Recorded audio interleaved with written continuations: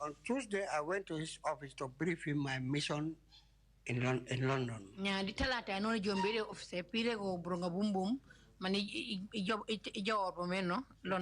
In front of the Secretary General Alungom.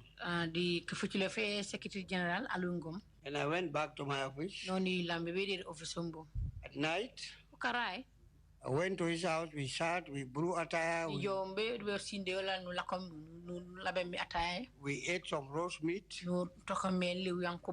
I went home. On Wednesday, around between 3 and 4, Dabo Marina came to my office. And he said, "Boy, I have a letter for you." Then he produced the redeployment letter. And then he wanted to be nice. I said, no, don't worry. I've seen the letter. Now, I will give you the keys because they say with immediate effect. Hold the key to the office. Tomorrow we meet here. I do my handing over. Parce que letter rek no, you can keep it tomorrow. I took my car and the letter. I went to the State House. When I went, I was announced. I entered his office. I met him bending his head down. I told him, sir, I've got this letter now. And it is not from a messenger. Somebody who is supposed to take over from me brought this letter. Are you aware of this? He said, yes, I want you to go to Brikama. Because I'm having difficulty with my politics. I said, stop there. It is not what happened. Somebody told you something against me. Tell. He lied to you. No, don't take it as he lied to you. Yeah. I told him, between you and me, there is going to be the last day for you to see me, to sit with me eye to eye. I know that. Those people that I tell you against me, you will come to know it later. I said, I'm going. That's what I came to tell you. And when I reached at my house, called my wife, trying to say, you see, your husband is angry, blah, blah, blah. I told my wife to get away from it. Let him not even interfere. This is between me and Yaya. Did you feel betrayed? Yeah.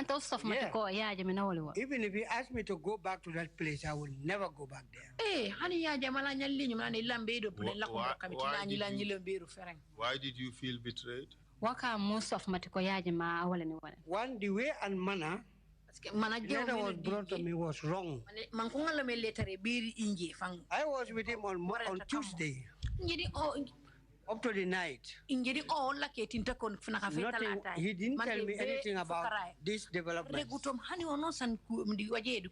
Just for Marina to bring a letter, me to hand over from him. That's why I felt betrayed.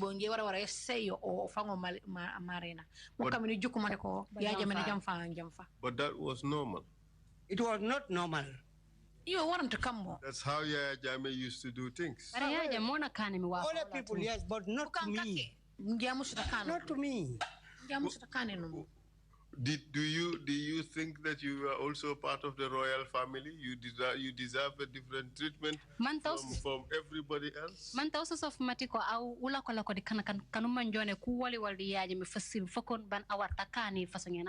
Yes, I am Yaya's cousin, first cousin for that matter. And therefore you deserve better treatment compared to... He would have told me. You would have told me in advance before. What are the girl, you know? Me such a way. But at least you are lucky they did not send special operations to come and slap you around and push you around to get you. That time, nobody dares to touch me. You are powerful. You know. Now what happened is, I told him, look, if you ask me to go and clean the streets of Banjul, that will be the interest of the Gambia and you, I will do it for you. I'm not following you because of position. So take your job.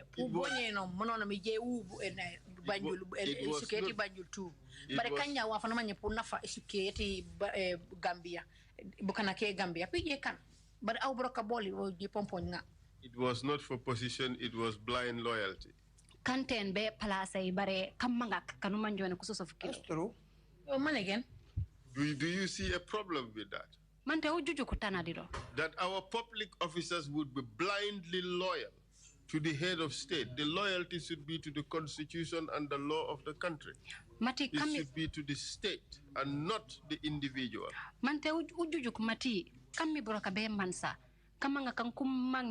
Arungao kusosofu kilali mante ko kariben wan amang mi duko ka wan amang mi manku kajen luwate suke different from my case. You do di inje kuembo tinamu de. And why is that? Buka mankamo. I am of the same blood with Yajama. If there is anything to go by, I think I owe that respect from him. And do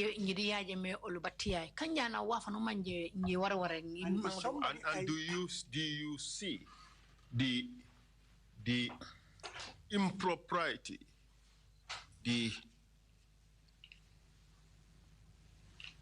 well, I wouldn't say illegality, but the inappropriateness of your appointment in the first place, seeing fully well that you did not have the qualifications to become Director General, and he appointed you to that position simply because you were his cousin, and therefore you just owe him blind loyalty. Mantenu jujo ko jiker tate wa fanu manje akankam ban warta fankan folo yemi na seni sen place na seni murung let matiko aw no babaji wayta o karang lende ye rindinto bare matiko miji wali batia ye ka ma seni. Not only that, and to your cap. When I was working in the civil service years before Yaya, I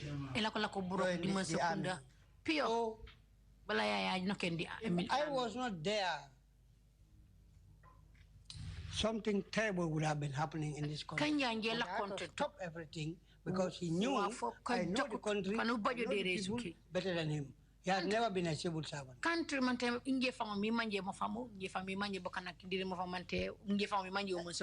the point I am trying to make here is this tit for tat compensation of family members. By appointing them to positions that they were not qualified for, in exchange for this blind loyalty. To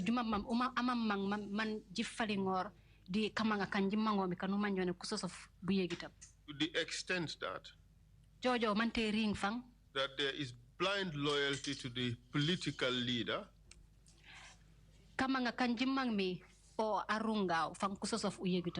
even if it means violating the laws of the country.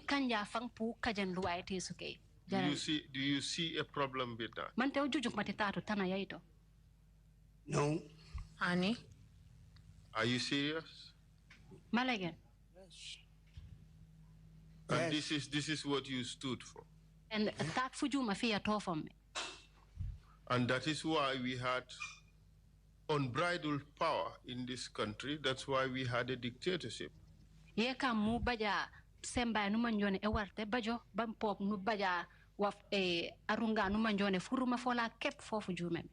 See, Council, with the little experience I have both in the civil service and in public, I played a very important role by going close to Yaya Jammeh since 1999. Everybody knows about it. Yes, but we are also concerned about the illegalities and the abuse of power.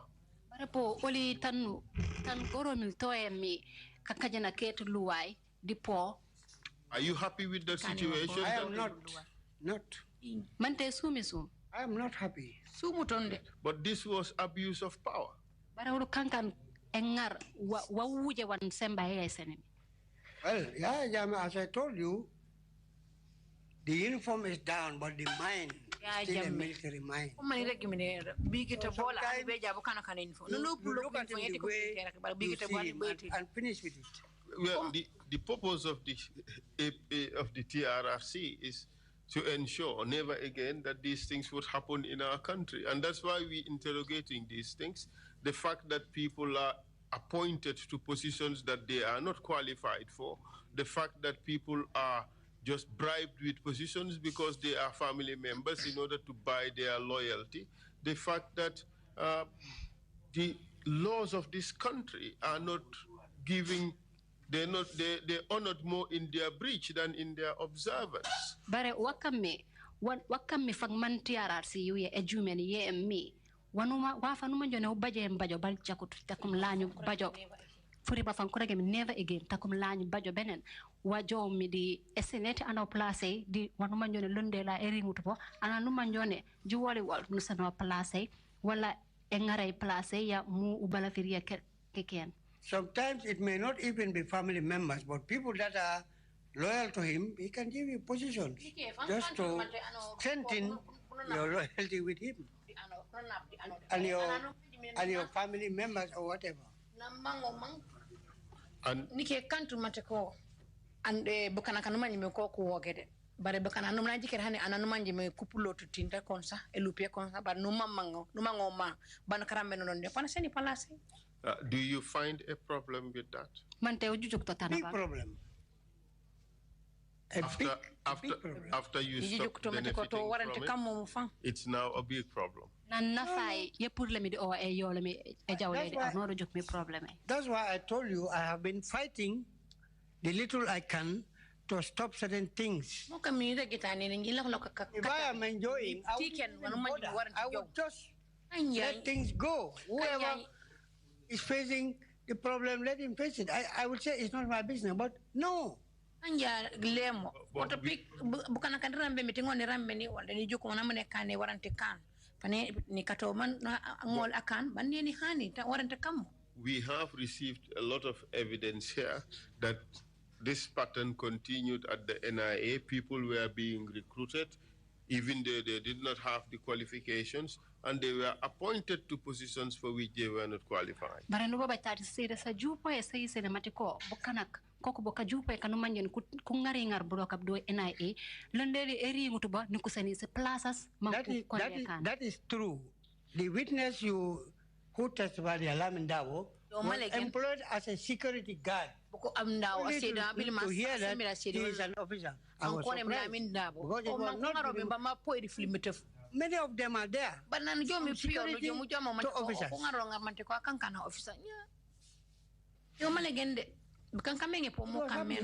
Yes. Don't you see that one of the reasons for the poor performance, consistent, say the underdevelopment of this country is partly because of the fact that this country, we depend on completely unqualified people to lead this country in several respects.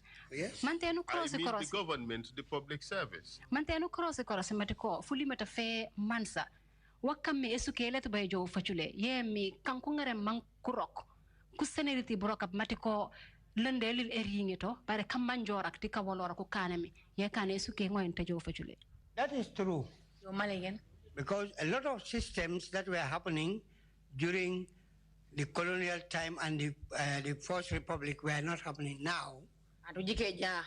kuela ko me jay dire mo famno kabin wata di ko kuboba ko di president nga follow ma o ku ekle boy do nyame. You apply for you sit for a government entrance, you go to the clerical school for 9 months, you are trained to become a clerical assistant, but nothing is happening now.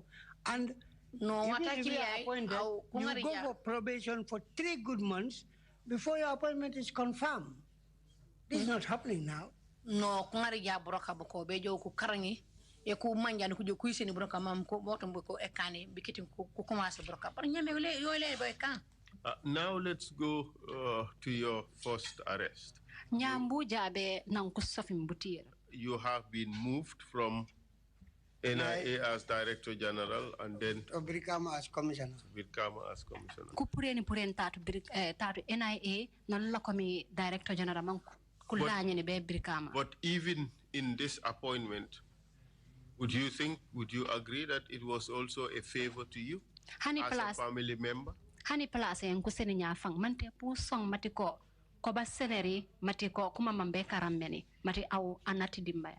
Even the position of a cleaner, as long as I'm receiving salary, is a favor. Ani yang kuteba palasa no mani me awena ya wena para ko ko we cha membo fulenga yo ngipi tik mante ko tejak. I am sure that you are much more qualified for the position of cleaner. Setom set matiko au karange e place ti an awena. Whatever. But for the position of commissioner. Don't you think that was also just a favor to you, considering you are a family member? But 95% of my predecessors at the commissioner's office, I am far better than them.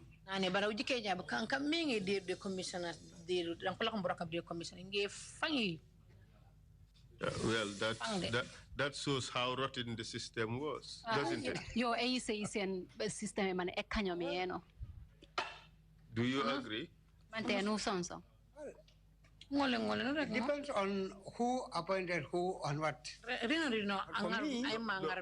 are talking about the president appointing his relatives and friends who he knows are not qualified for those positions to which they are appointed.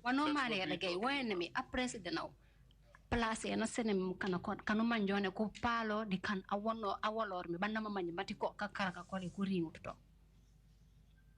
True. Do you think that is right? Man to of mate baba kanka wa warakan. If you put the experience behind, it is not right, but sometimes knowledge of what you are doing, dedication, I mean, it's okay. Well, the reason why you are able to, this is the same answer that Lamin Dabo gave us. And you are here laughing of his appointment as an officer. Well, he was appointed more than an officer, he was appointed officer commanding. Ban nang kusenon place bare fang let officer ba bare kuseno ko bar senero officer commander. So that signals how bad the system was. Wato ye yisene man system e jakut eno. In your view, should this be corrected for the betterment of this country? Au di educate eske uru wawar kan wa fatuma nyo wawaru joneni pour esuke mbejo fachule. Of course, yes. So you would agree with me that at minimum, the people who are appointed to positions should and must be qualified to man those positions. What opus puri bodinje matiko ananuman jone ko war ku seno place mu rok di mansa waru baj wayta wonu manjo uyise se matiko aw londo yeri rento. That is the essence of learning, yes. And for an institution like the National Intelligence Agency, National Intelligence Agency, the importance of these officers meeting the educational requirements is critical. Fang purman anuman jone pa rokudo purman waita wala wati londo erimbo. You agree with that? Yes, I agree. Okay, now, for how long did you serve as governor? Governor. January, February, March, April, May. Kabiri January mante be fulenga fa May. 2 weeks. Fulenku baki silo kun sigaba. And then what happened? I was terminated. Tell us what happened before you were terminated. I was arrested by the NIA personnel. But the team was led by Major Bajinka, the state guard. What does that tell you? That he is instructed. And then what happened when you were arrested? I was taken to the NIA. Tell me, Mr. Witness, was it really lawful that you were arrested by Major Badinka and taken to the NIA? Aseda urago mante jojo di luwai ma Major Badinka ajo asofi ma tebe NIA. I don't know what they were told, but when I came out, I saw a lot of cars, the NIA and this Bajinka surrounding my house. Military police, NIA. Major Badinka was a bodyguard to Yaya Jammeh, wasn't he? Major Badinka kanka ananumanjone na poye Yaya Jammeh state guard commander in those days. Oh, I'm a state guard commander. What I kill.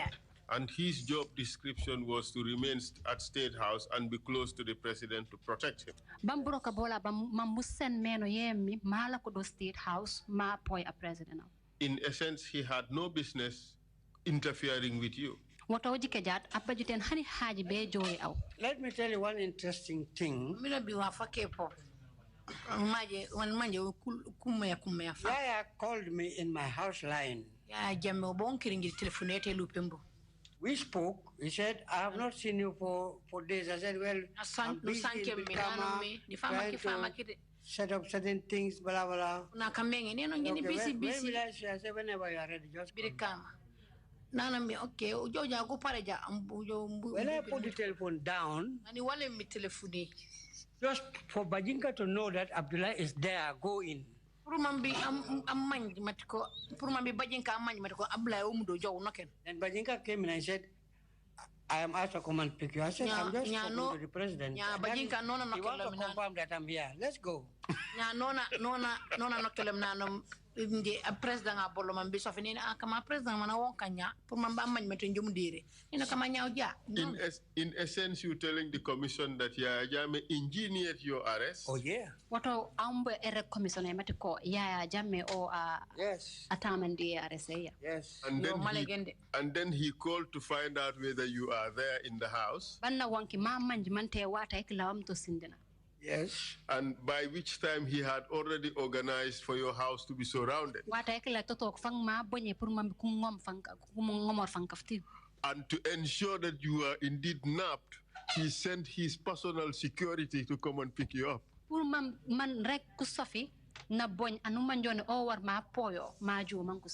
I will tell you something also very interesting. When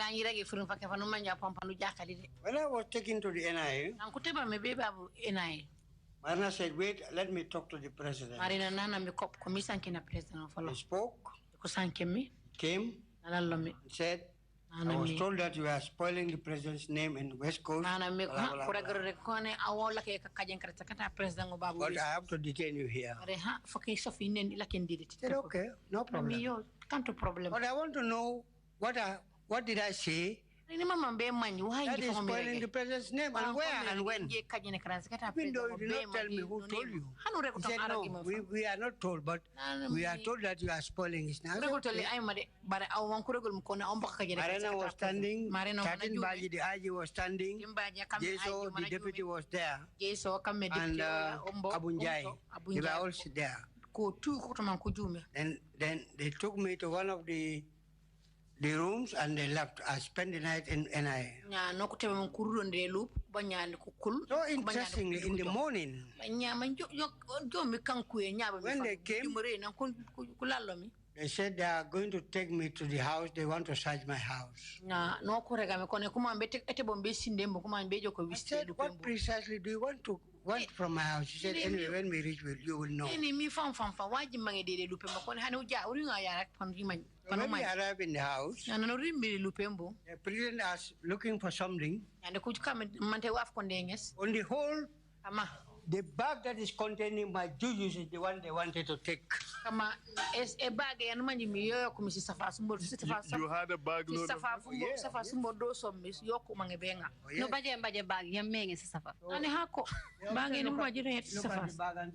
said, open it, you will know. When you open it and saw the jujus, he returned it. Yes, they are taking this one along. I said, okay, go ahead. The police officer put the bag on his shoulder. Yeah, a police on a bag and then the cabanda cola. He left my bedroom. My sitting room. He fell down until he nearly fainted. Why was that? I don't know.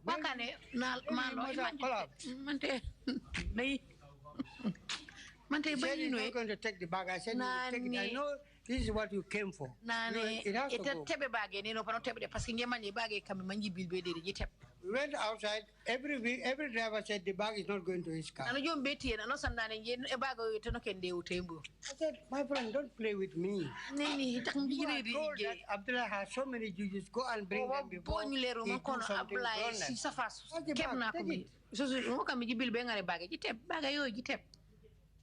one driver volunteered. Anyway,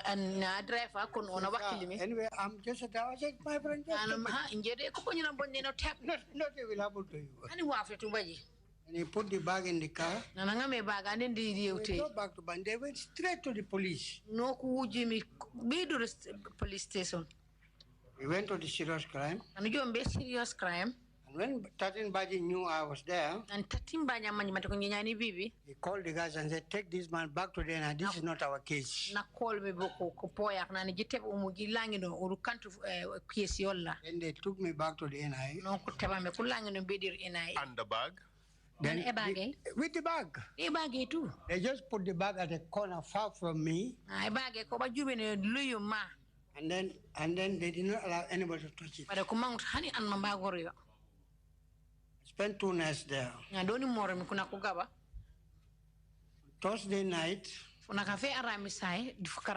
Marina sent Ngur Seka to come and release me to take me home. And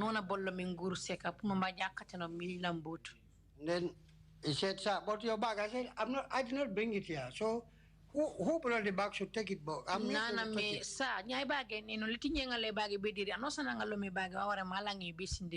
I went home. My nephew, who was working for them. Working for who? For the NIA, as a driver. Marina called him to say, look, take your uncle's bag home because nobody is there to touch it, and you are a relative.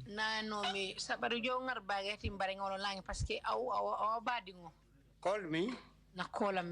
Said, okay, bring my bag back. And he took my bag and brought it home. And were you told, were you ever given the information you requested about your arrest? Yeah, that was what they told me, that you are spoiling the president's name. That was all.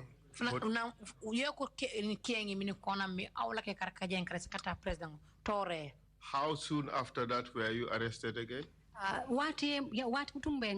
Then in 2005.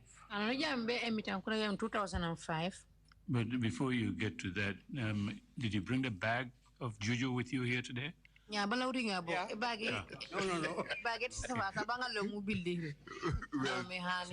Well, thank God. I was about to end the meeting. I would have shown it to Esa before. Before you... I am the problem, isn't it? What happened is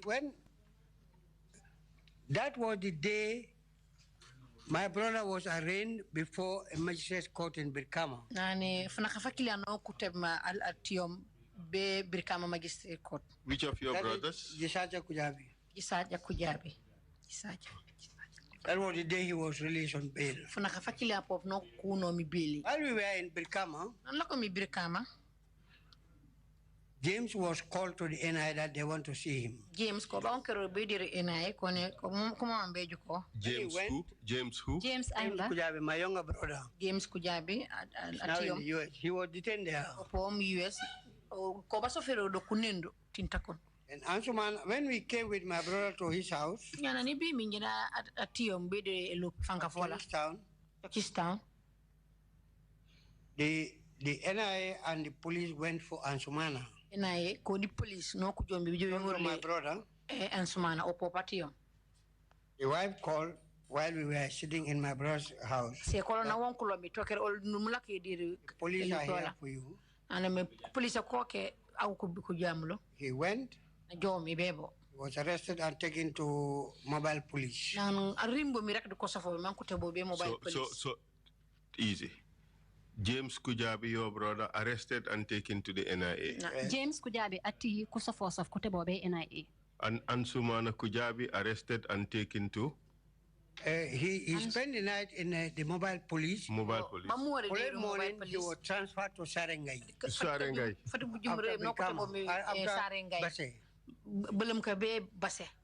And that day, the following day, at night, they came for me. All the police and the NIA, they said, I'm under arrest. Police, they said, they are taking me to the NIA. When we arrived at mile 2, I saw them coughing inside mile 2. And the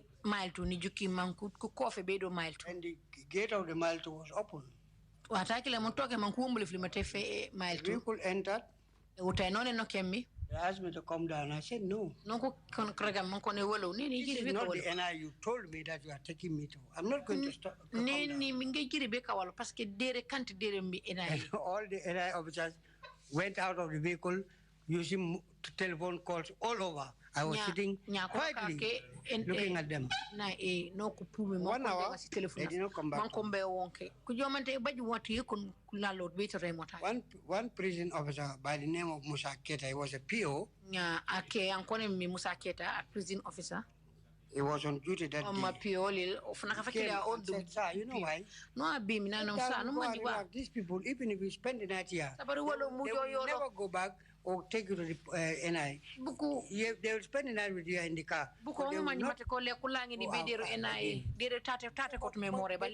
we are going to the NI. It is not there. I wanted to confirm that what they told me is a lie. And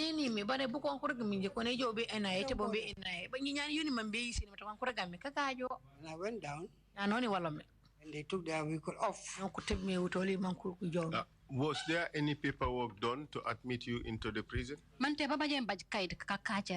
small sheet of paper that the prisons normally sign, fill and sign. The officers a copy and they retain a copy. Prison do ko safere mi man nge safe yo ko safere ko ban ko sen inje ke yakon di prison am andawle charge. Was there any legal authority given to the prison for your detention? Mante babaj kayit ko manyu ko pour di loi isene mante ko war ko safi bo di NIA prison. Nothing as such. Budget. So for how long were you detained at the prison? Be wati bu ko safi bo. 2 months, 1 week. In the meantime, what happened to Jasaja? Wow can Jasaja. Jasaja was arrested again while he was in his farm in Dobong. By the NIA personnel. They brought him to the NIA where he was detained. But his wife normally takes lunch to him. One day, he went He took lunch. And he was told that your husband was released last night. He called me. I told him to wait for me at the gate of the NI. I'm coming. When I went, I met the security guards there.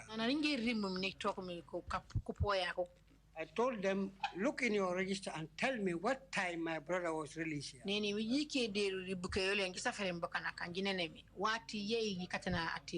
was 12 midnight. And I called Marina. He said, Marina, with all the years we spent together here, nobody has ever been released after 7 o'clock in the morning. And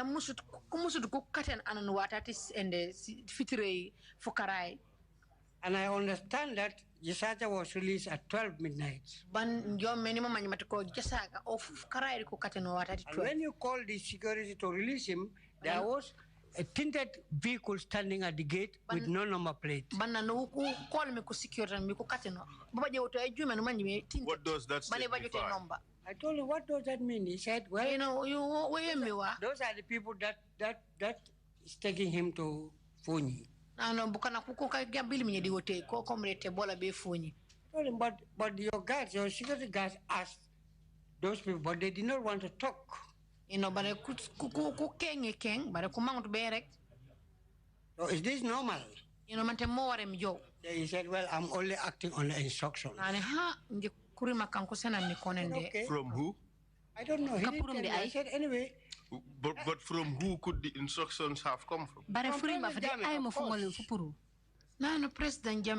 President Jammeh, sorry. Then I told him, look, a day will come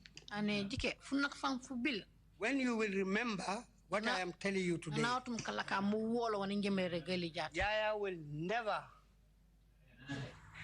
will never believe you until he forget Abdullahi Kujabi. Let me tell you this.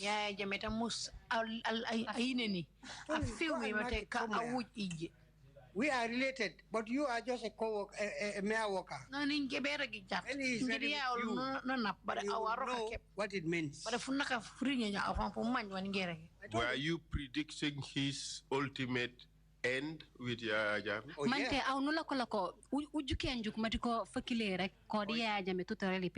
yes.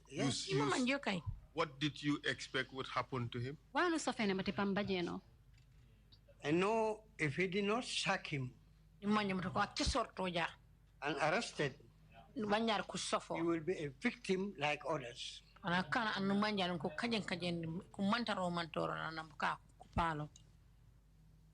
Were you wrong?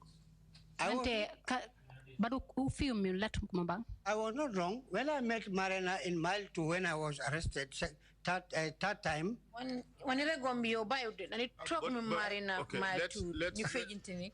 Let's stick with the Jasaja issue for now. Follow. And did you see Jasaja again? Up to today,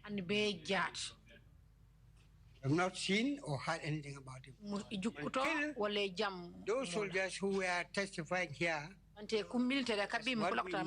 how we knew. And what did you learn from those soldiers who testified? They said it was Salamanjang who took Yaya Jammeh from and killed him. Who took who? Isaja. From NI and killed him.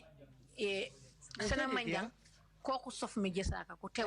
Then the family gathered and we bought some color and make charity for him and forget about it.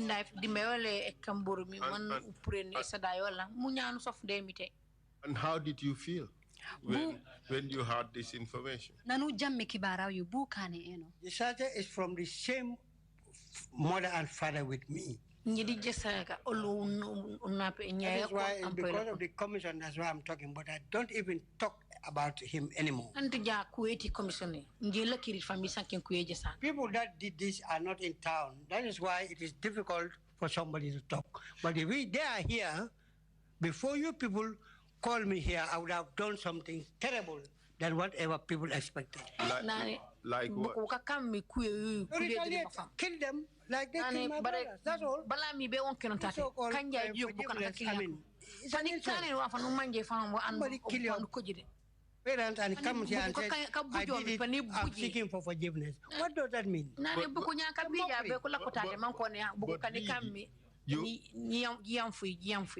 But you had an experience with Sanamanjang.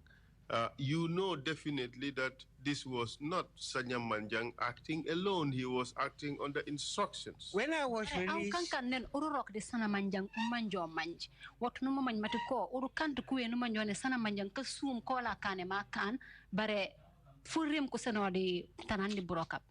when I was released from prison, I went to Dakar and came back after 3 years.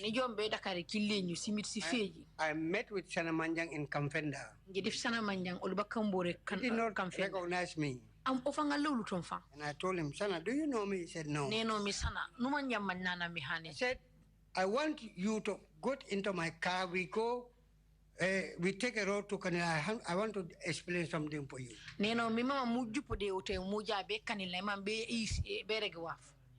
One of the officers, he came, told him, this is Abdullah Kujabi. If you go, you are dead. And I can't approve him. I told him, you and I, from here till end of the world, wherever I meet you, know that be ready. Either you or me, one of us will die. I told him. But you heard from the soldiers that they took instructions from Yaya Jammeh. Even if they take instructions from God, what they were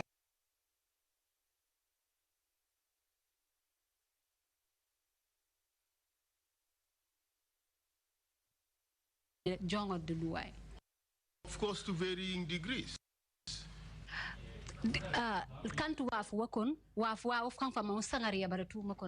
Some were doing the killing. Some were doing the illegal detentions. Some were doing the tortures. Some were doing the forcible evictions.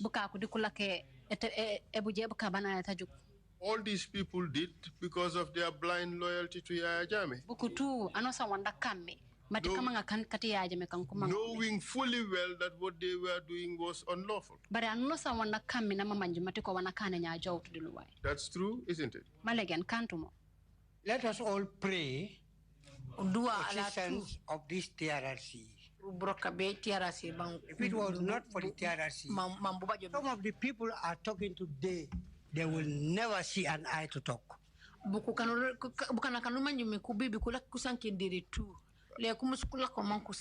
we are happy that you are praising the TRRC. It's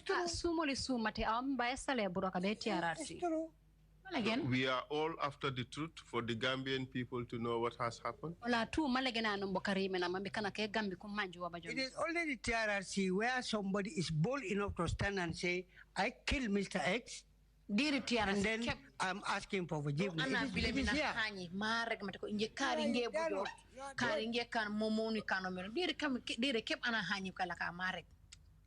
You would agree that those people who killed your brother on the instructions and the authority of Yaya Jammeh. Bare punusong matiko bukano kanumanjon ko ku bujuma ati ku bubuja ti matiko yaje maseni furi mafia ka manko kamam. It's true because they said it was sent. They were sent by Jammeh. So and how do you feel? We know you said if Sanamanjang was here, you would retaliate, you would kill him. What do you say about Yaya Jammeh? Banura rek matiko nen kanle Sanamanjang o mentate jat pour so folo buj. Nya Yaya Jammeh do. You see, Council, what I'm praying for is just answer the question. Now I'm coming. What I'm praying for is for all these people to come back to this country. Then we will know who is going to another or no, but now that they are not here, we said, I've forgiven them. ana leri nya ay notum ka sabar yak aw bere ko yam fu bare ringu tu bigata biyade. But would you forgive Yaya Jammeh if he were to ask for forgiveness? Bare man te mbuyam fu Yaya Jammeh nan Allah yi kayam fu. If it warranted, yes. Kan jaje jar kay. How about Sana? Man Sana? Yam fu. Same thing applies. If he thinks what he did, not only for my brother, but for me myself. So we don't wanna come. We can't matati on fang. Wanna come. And I know James is in the US. Nothing happened to him. Nema man mati James ombo US wa fukanto. He was detained. Yes, that's what I'm coming to. Do you know whether he was tortured? Numa man mante James wa. He was not tortured. How about Ansumana? Ansumana? Only psychological torture. Imagine from here to Sarengai, 25 kilometers from Basel. Nobody. That alone is torture. Lui fang base. Mana manjitu bahani ako nano yo ke bigeta bola ko galen mbo. And where is Ansumana now? Ansumana tanenya bena. We just spoke this morning. And during that detention, did anything happen to you? This is your second detention. Nothing happened to me. But you were there for over 2 months.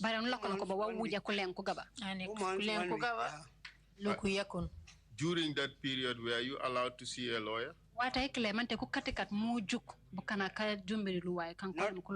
even my family, let alone a lawyer. And you know that was a violation of your rights. Yes, that's true. But you also know that was the system. That was the system in the government that you worked. When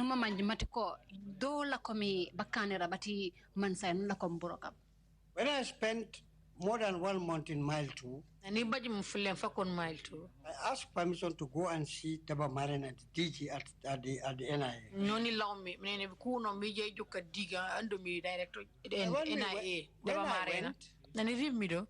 You mean to tell us that you were allowed to leave Mile 2 prisons to go to... I was escorted by the prison officers. But do you know that is very abnormal? I beg for it and they agree. Royal family receiving different treatment? Whether others have it or not, I don't know. But for me, because I was there, I don't even know what crime. So when I went to Marina, I said, I am here for more than a month, getting the 2 months. I don't know my crime. Can you tell me? He said, the president said you are stubborn. I have to go to Mile 2. Anyway, I'm waiting for you there. Whenever you are ready, you come for me. So your crime this time round was you were stubborn. That's what Marina told me. But I see one interesting feature of your arrest and detention. It was not just you, it was almost the men in one family.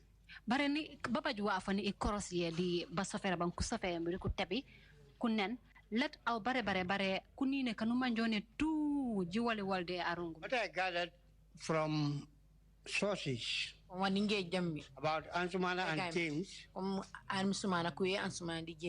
there was a day they went to Casamas. So on their way back, they passed through a village to see an old man. An old Sering, is it? An old man. Was the man? That man is a relative of ours. And when they came back, Yaya Jammeh's nephew, Asistamba, went to Casamas, passed through that village, and he was told by the old man that Ansumana and James were here, and they came from Sigenso and they are going home. When Assis came, He told Yaya Jammeh that these people went to see a marabout who will deprive you from the Europeans. That was why Ansumana and James were arrested. And the following day, the same as told him that if you leave Ablai behind, he's the most dangerous person. Let him go. That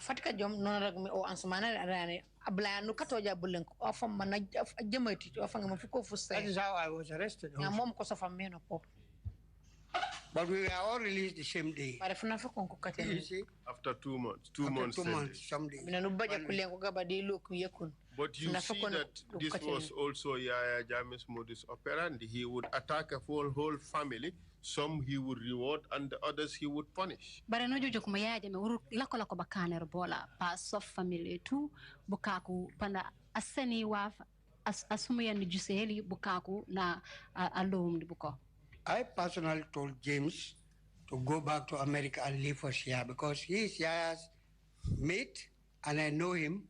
He doesn't take nonsense for anybody other than even Yaya. I told him just go and allow us to stay here. Whatever happened, we'll take it. That's how James went back. But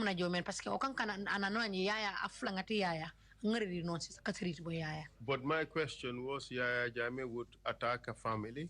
He would divide the family. Some he would reward and others he would punish. But when he came, Yaya Jammeh pajo beri kan manjana kuolo or family yakon ma ati ken bukaku na akani ejak. Well, he did that to my family. But nakan kam mom yeti family his own family as ani well. O fango family yola nakani. Tell us about it. You heard about Masi and Arona. They were of the same father and mother. Living in Boni, the same compound and what happened to them? Well, I understand they were also killed by people who testified here. At the instructions of Yaya Jammeh. Yeah, because what happened is, when Aruna was arrested, the sister confronted Yaya to know Aruna's whereabouts. That was the night the sister disappeared.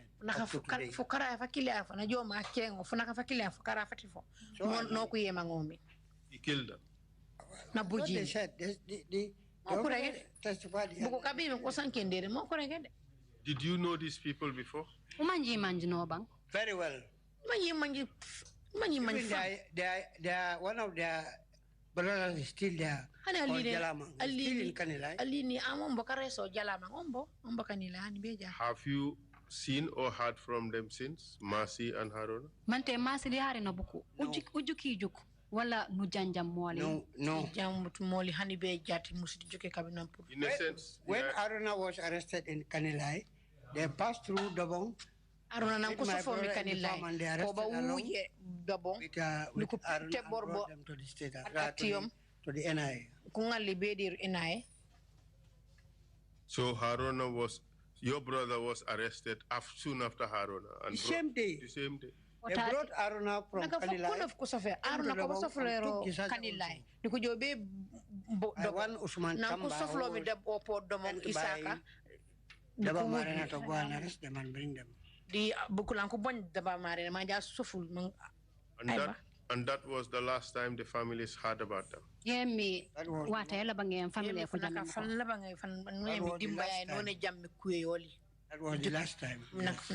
How do you feel that in your own family, Yaya Jammeh has killed 3 people? Bukani eno au mati Yaya Jammeh the family ya but kan kono kufigir. Very bad. Tinyi de. Would you forgive him? Puyam for. That is not for me to say, but the family. Elders, I have old men. They want to decide on him. I'm a small boy. In the midst of the family, cannot decide anything on behalf of the family. But now let's talk about you. He did not even spare you, did he? No. But I have also a family, and it is a family that can decide on my fate. Give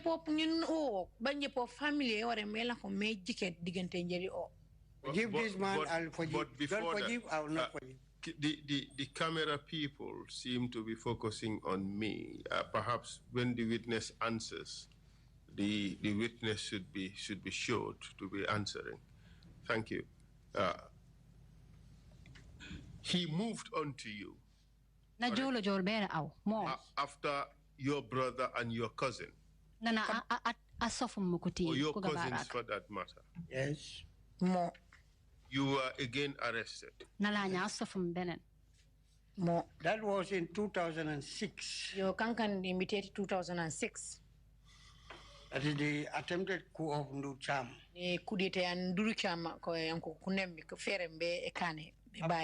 After 1 week, one fine Saturday, that was the day of Setsetal. Around 1 o'clock, soldiers came to my house. And he said, sir, we are asked to come and pick you. I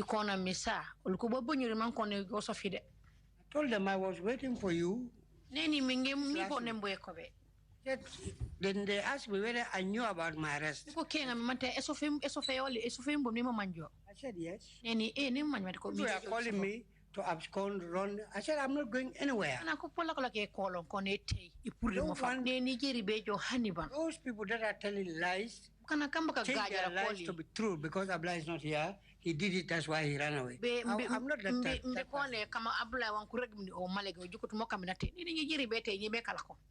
So we went up. So I went, I boarded their car. And we went up to Kamalo. They told me that they said we should take you to prisons. They will take you to the NI and face the panel. Mile 2. Fatika jom nutebi be babu NIA mbujo jo lakodie e kafa yanko jomem yanko. I was in Mile 2 from Saturday, Sunday, Monday, Tuesday, Wednesday night. Ya njumdo di Mile 2 kabirin di samedi be mante be funakafe arabaye fokarai. And soldiers came and opened my cell. No military ku bibi ku wombo sele yumbo. Do you recognize them? Mante no umanji manji. Yeah, Sanamanjang and group. Sanamanjan di kafa yola. And who were the other members of the group? The team that came to remove you. Sanamanjang was there. Malik Jata was there. Malik Jata Michael Korea was there. Michael Korea umudo. But Tafa Sane and others were at the conference room. But Tafa Sane or the Kupala go dear conference where they normally put handcuffs on people.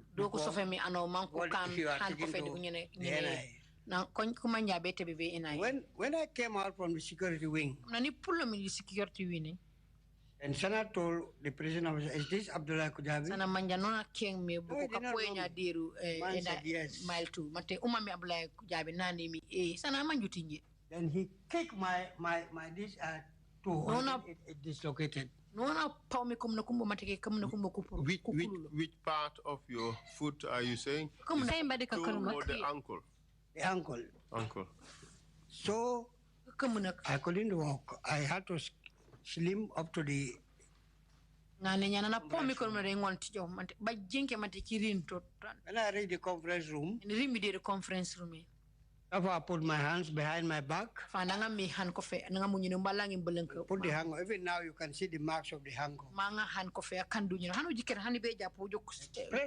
Until it started splitting blood. And then how did that feel? Terrible. And they put me inside the car and took me to the NIA.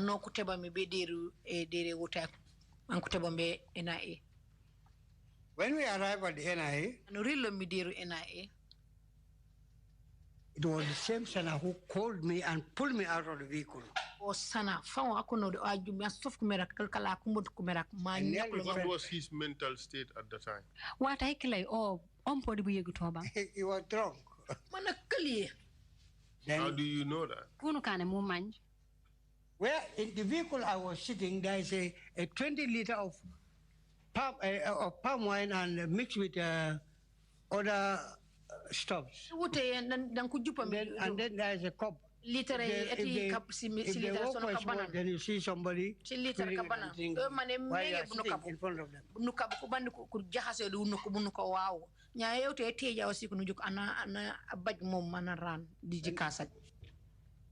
When we arrived at the conference, at the reception in the NIA,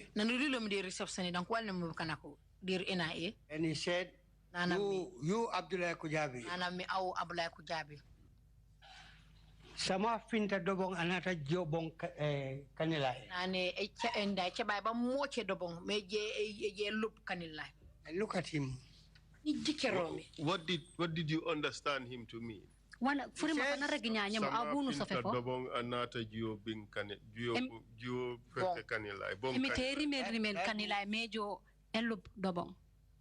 That means what I was aspiring did not work according to what he said.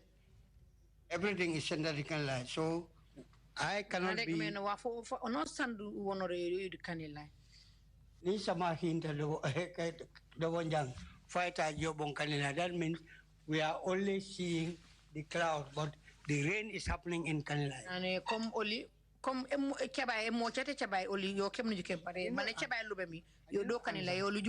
You can only have false hopes. I did not answer. Then Tumultamba came and said, you must tell us all the marabouts you went. I told him, look, you are a small boy to me. Don't ever play with me. Think of yourself, not me. And Musa Jame was holding a big hammer. Then he said, if we don't talk the truth, I'm going to blow your head. Look at Musa. I said, I sympathize with you.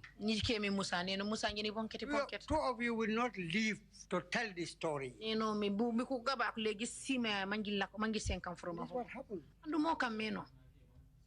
Then Sanamanjang light a cigarette and burn all my eye bruises. You mean your eyelids, huh? Yeah, the bruises, the eyelids, yeah. And if we smoke, the ashtray is in my body. And then he will be Musa Jame, what was his state of mind? Musa Jame, what I standing holding a hammer with were all of them drunk? No, we are not. Then Ismaila Jame told this man, Sanamanjang. This boy brought us up. I know him very well. Even if he kills a person and nobody was there, if you ask him, he will tell you, yes, I did it.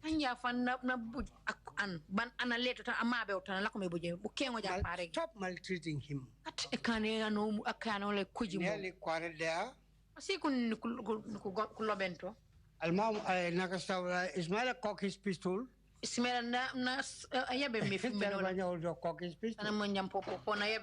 then Tumbul intervened. Ismaila went out. Then they took me behind the reception. They asked me to lie on my stomach. Then Sanamanjang, Malik Jata, Michael Korea started beating me up until I became unconscious. And they dragged me up. I couldn't speak. They brought me back. Not so fast. Let's take it step by step. What were they using to beat you? Hose pipes. Hose pipe. At this time, were you free in your movement? All my hands were hung up behind, and the key is left at mile 2. And it was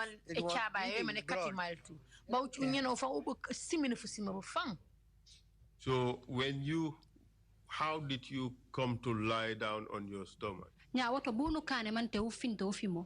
They pushed me. I fell on.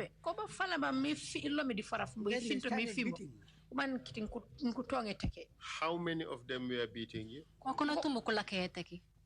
3. Did they at any point in time cover your head with anything? No, they did not cover my head. For how long were you beaten, if you can estimate? Between 30 minutes to 45 minutes. I know that you said you fainted. During that period, were you at any point in time slightly conscious of events that were going on around you?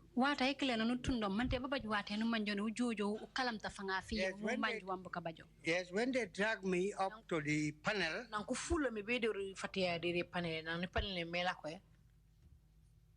I heard what they said. For the who? For the body. What is this? How can you expect somebody to speak in this condition? But Mr. Witness, at this stage, before that, did Fode ask you a question? Or did anybody ask you a question? Nobody asked me. I only asked for water. I fainted again.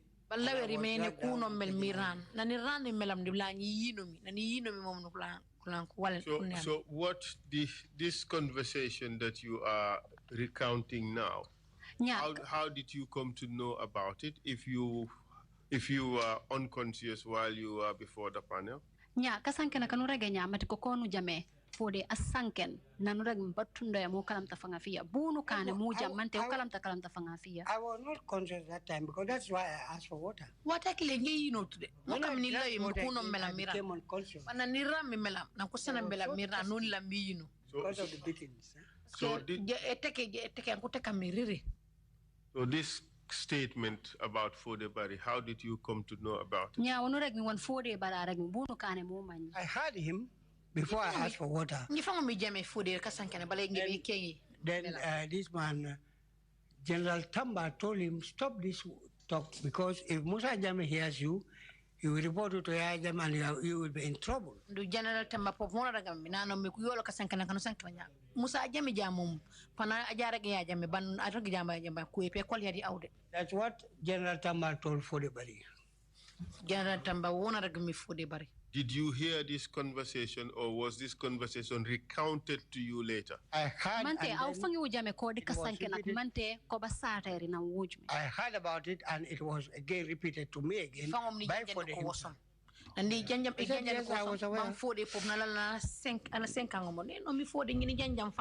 But these panel members, were they aware that you were tortured?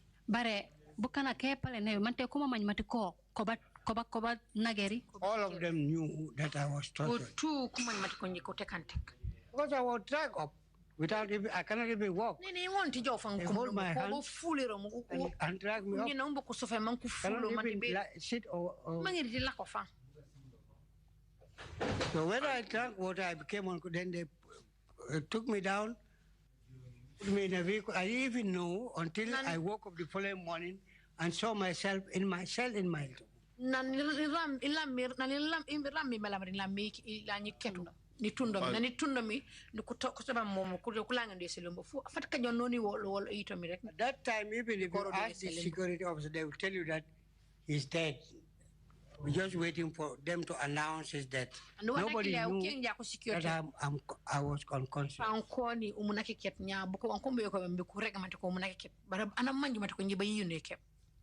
And when you came to, what injuries did you notice you sustained? Nanu jolo mo kalamta fangafia.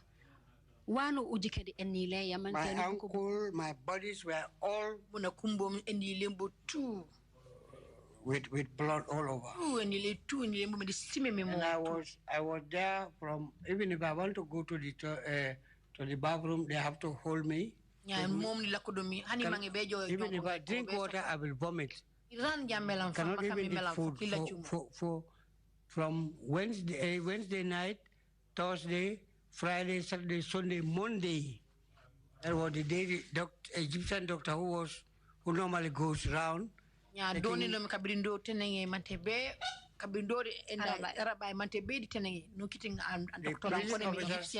doctor. All my the conference where the doctor was.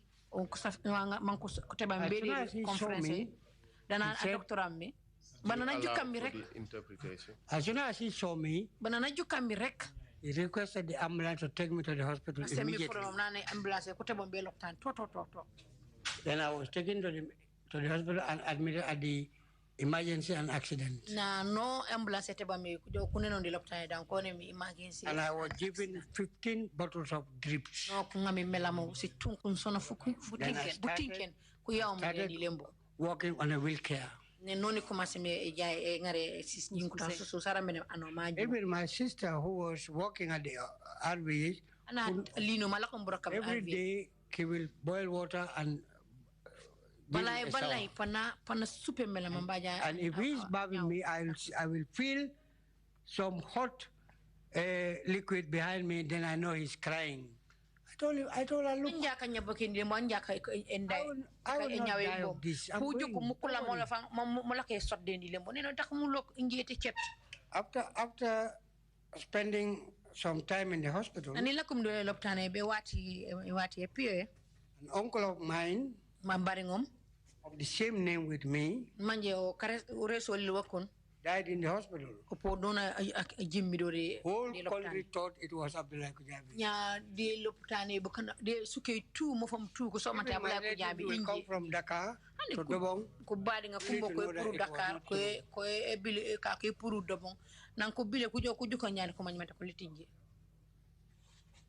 Did any people from the government inquire as to what happened to you?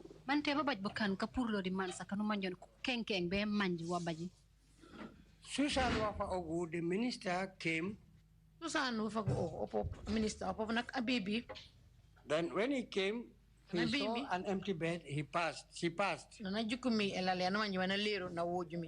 she sent the orderly to ask the nurse, the person who was in the bed.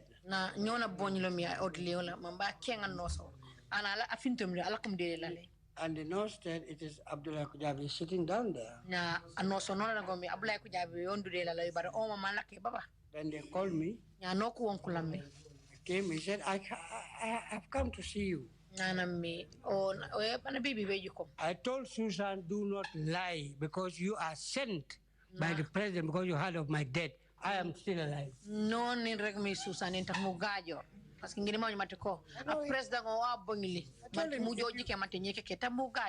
told him, if you come to see me with this condition and is not aware, today you are sacked. He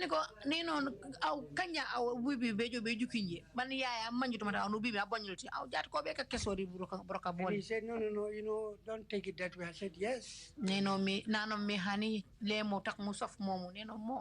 He gave me 300 and I said, I'm not receiving any money here. And I don't want to see you here again.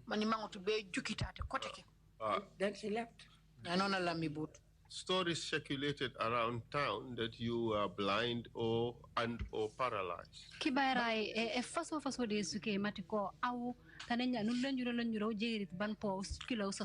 I was never blind, but I was sitting on a wheelchair for more than a month. I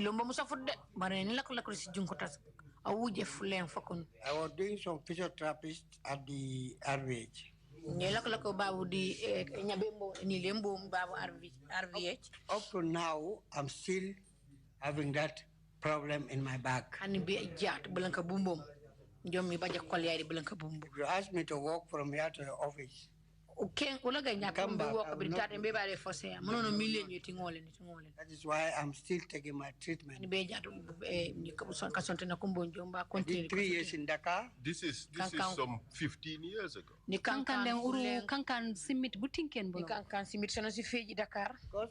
I spent 1 year, 10 months in the hospital in Mile 2.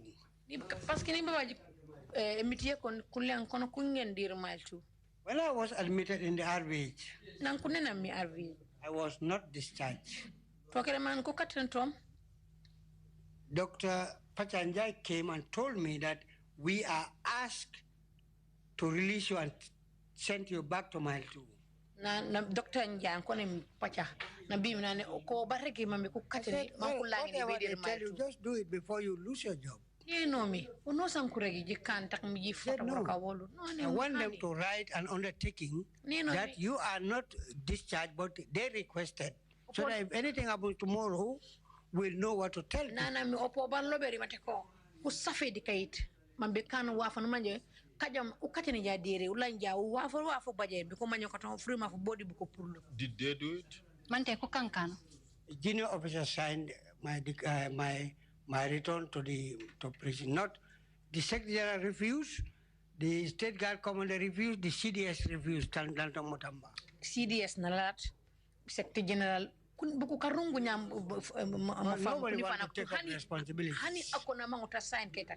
Ko basena ana no manja nyila sekunde man sekunda mamba sa. Parce ano sana manguta be karoko no sa to me baje. Wato kankande buko tu kukuli. Because what they said was the AU is coming, they are sort of hands, blah blah blah. So I should go back every week. They should bring me for treatment. I said no. The people that normally come to see me.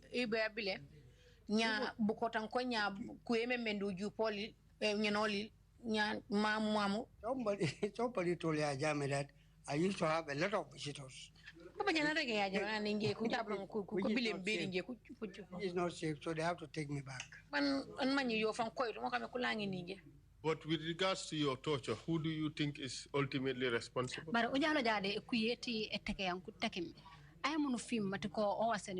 must have given them instructions.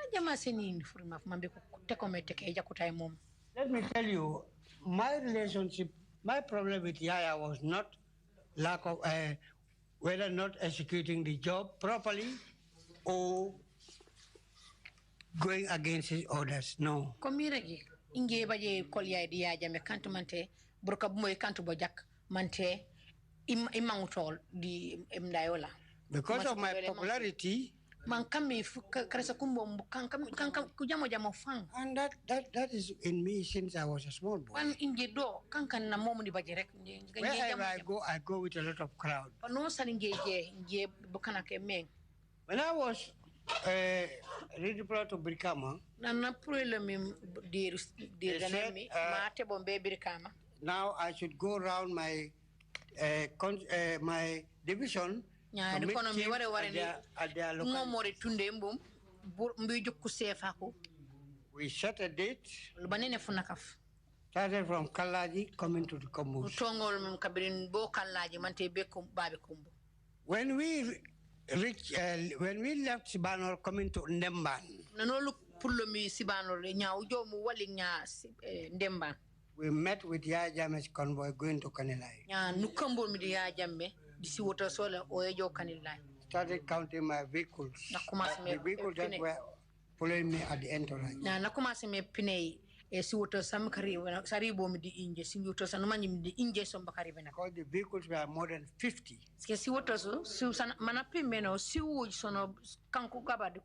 When he reached in Kanilai and I was in Faraba, he called me. He said, but your this store is too many people. I said, yes. We are doing also reconciliation. There are people who are angry among themselves, and we have to talk to them so that they can reconcile. bukan no buku sume bukan no de kalangi ni bukan kon baba kabla jore bukan no kalangi ni kon the way he sounded, nana mi iyo bare man na ying meno iyo I knew he was not happy. ni mo mati ko kontane de. And I called James. James. Told him, the president has called me, but I know he's not happy with what he saw. A president oli na wonka ba ni mama nyimati ko a kontane to wona jukumi. Then when I completed my tour, the CDS Babukar Jata CDS of Babukar Jata went to State House, Jombe State House, and said, "Hey, the president, if you see Abdullah's meeting in Tujereng, it was even more than when you came there." And then he started laughing. He didn't know that the man is not happy to hear that.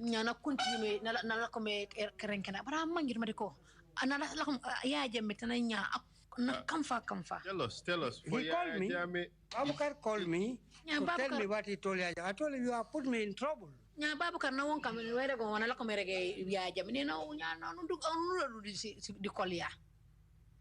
And for Yaya Jammeh, it's all competition with him. If you have this car, he must have a better car. Or he takes that one. If you have a house, he must have a better house or he takes yours. That is true. If you have a business, he must have a better one or he takes yours.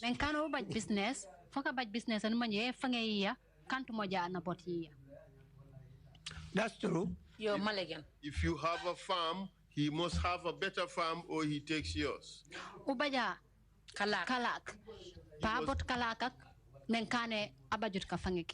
That's gangsterism, isn't it? Could you answer? That is true. So you're saying he was a gangster too? That is true. And he would go to any extent to get what he wanted.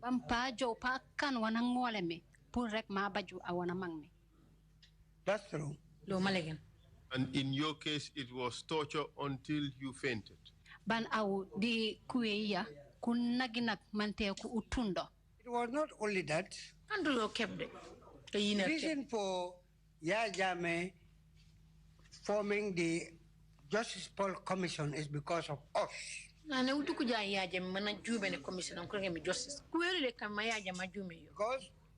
in my case, if you look at the report the Justice Paul wrote about me,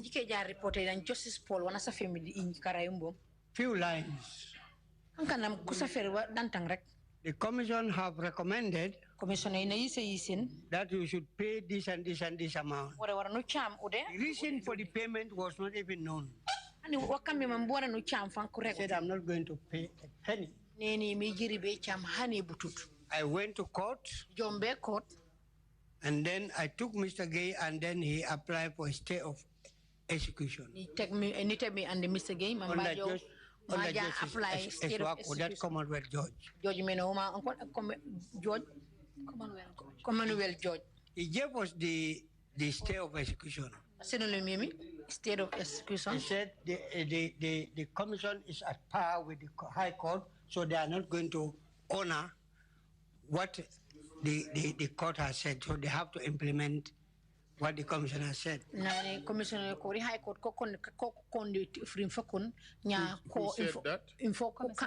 the IGP, Usman Sonko, when he was the IG, so he must execute what the Paul Commission said.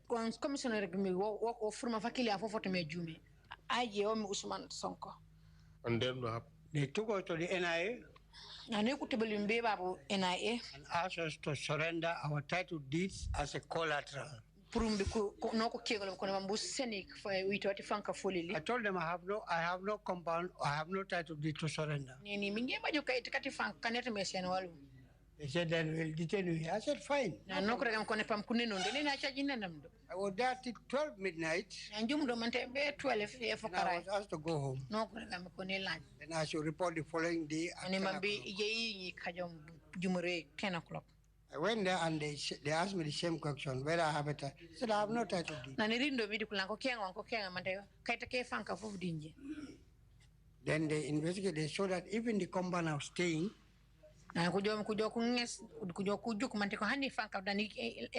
belongs to Musa Drame, the present Minister of Local Government. The Fanga Fati Musa Drama no manimi wakami local government of land, Minister local government of the whole demand has nothing. Forget about him. That is how my compound did not go. But all my vehicles were taken away. And then they took it to IJM's store and they were auctioned. This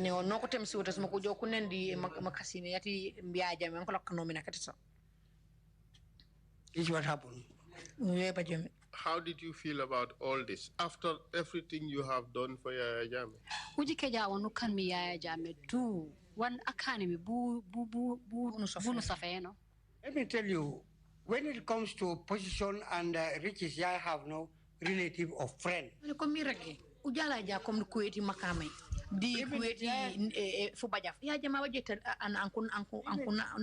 Even if I give you a car today, a brand new car, you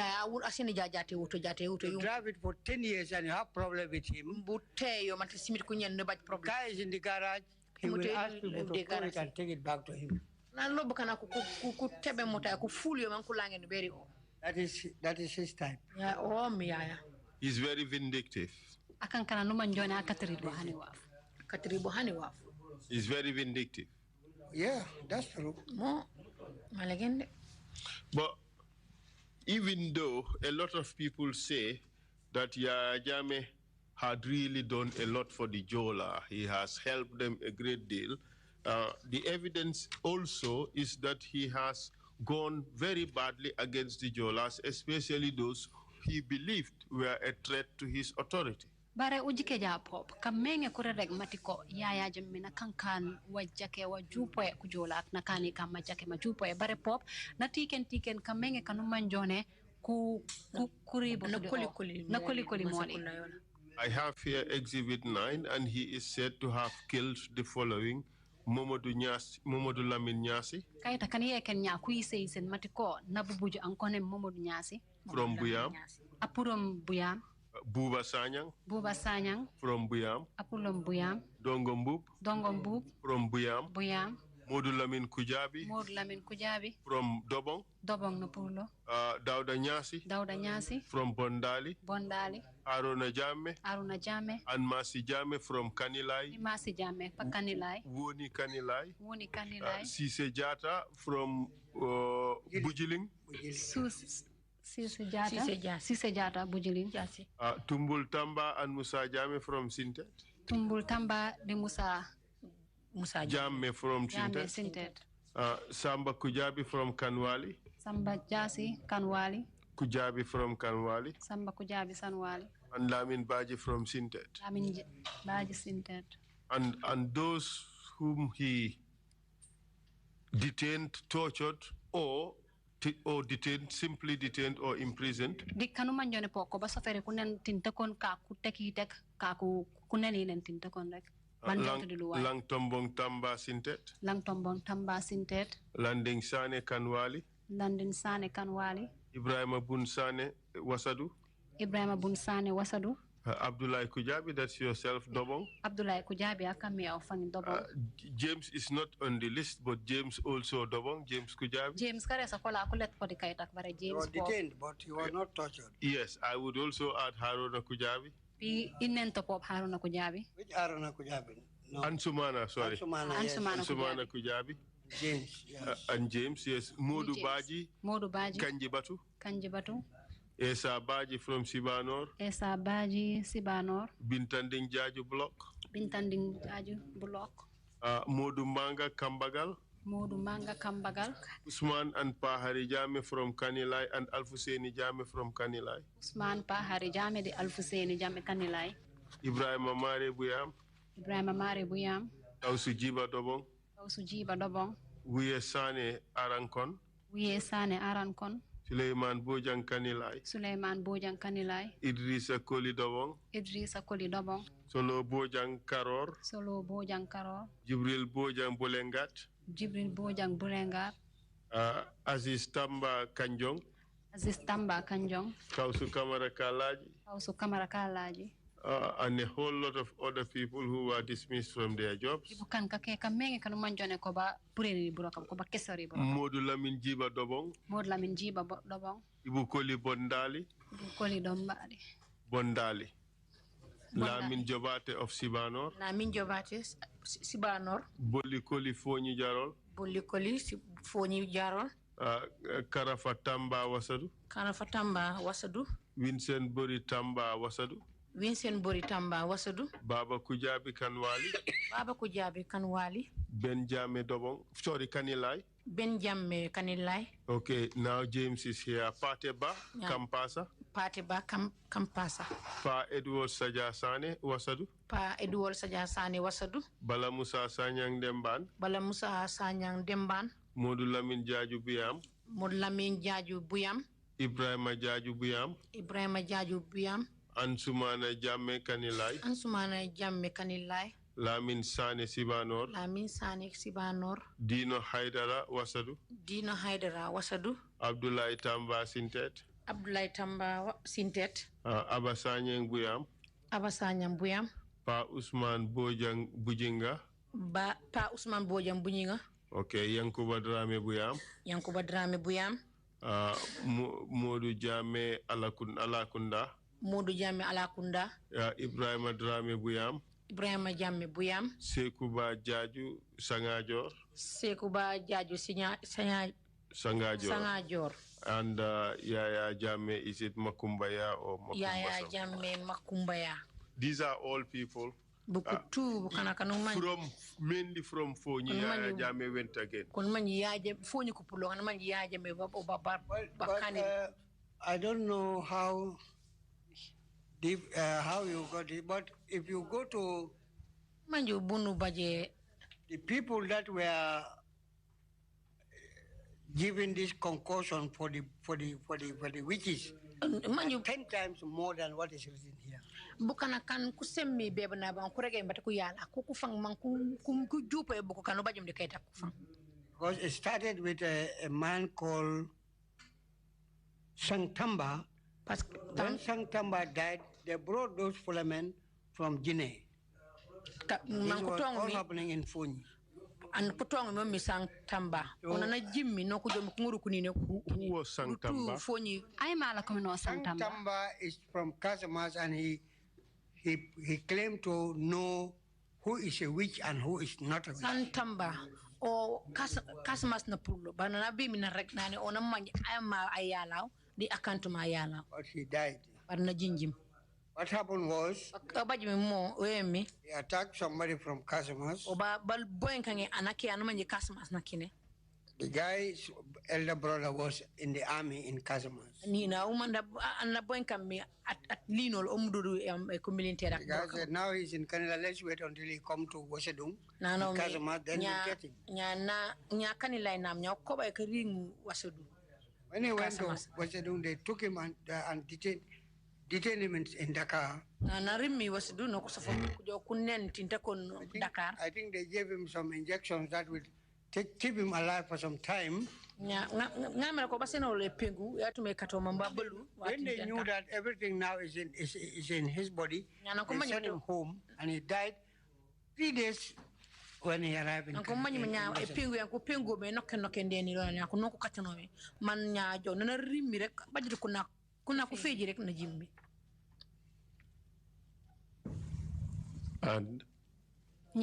And he died, that's all. Then Yaya did not stop there. Then he went for those Fulamen in Guinea. But he said he's going to wipe out all the witches and in fact in the Gambia. Because those people I mean up to Combo here. We are like police, whatever. Penene fan Gambia too parce que nanga linga mante bedere police kufulo kakiri abanga limante bedere police bedere. A lot of people eventually died as a result of that. Bamba kanka me ko kikete mati kuelo uyur.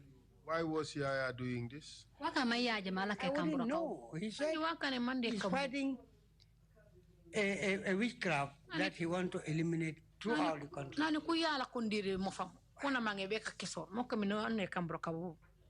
That's what. Because I heard him on one of the rallies that if you don't stop being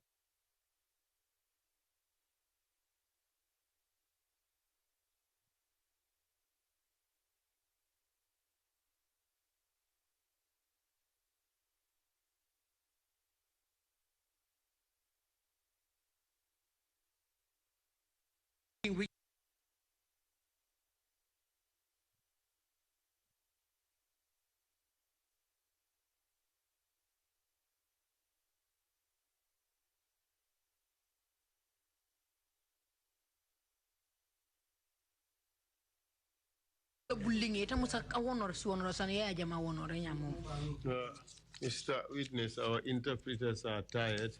I think I should just leave it at that, Mr. Chair, and I would ask just one last question.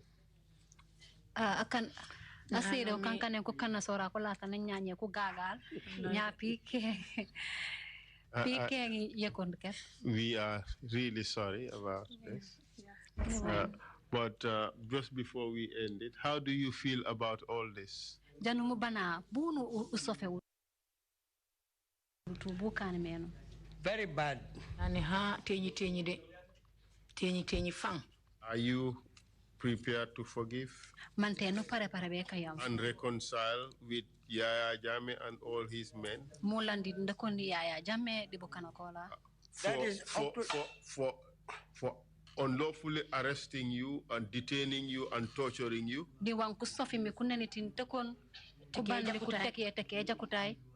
Or unlawfully arresting members of your family and detaining them? For the killing of your brother? For the killing of your two cousins? And for the witchcraft in which lots of people were killed in Fonyi and beyond? The Pope engese to kuyala ya kamimante kanka jupe kuket Fonyi di kapana upanwake. And for all the degrading treatment Yaya Jammeh has meted on you? The Pope the Pope balafiri ya Yaya Jammeh anenimi. Do you forgive him?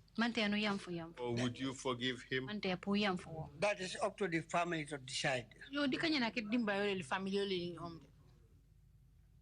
Because if anything happened to me today, it is the family that would sit and discuss about it. They said, let's forget about it. It's a grandson to our family. Things went, it will be difficult to forgive like that without sitting and discussing a way forward. It's not easy.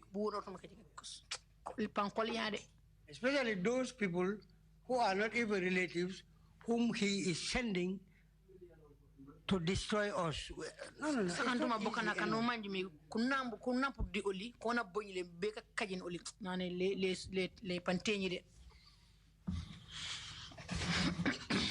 No further questions, Mr. Chair. Thank you very much, Council, and thank you very much, Mr. Kujabi, for coming to testify before the commission. Council, emitekati asira Mr. Kujabi nanu jolombe esenet furi mafia di commissioner. First, Council, you preempted me, but 3 chairs summa to the interpreters. You did very well indeed. Thank you so much. Sorry you had to do it one for a long time, and then the second one also came in.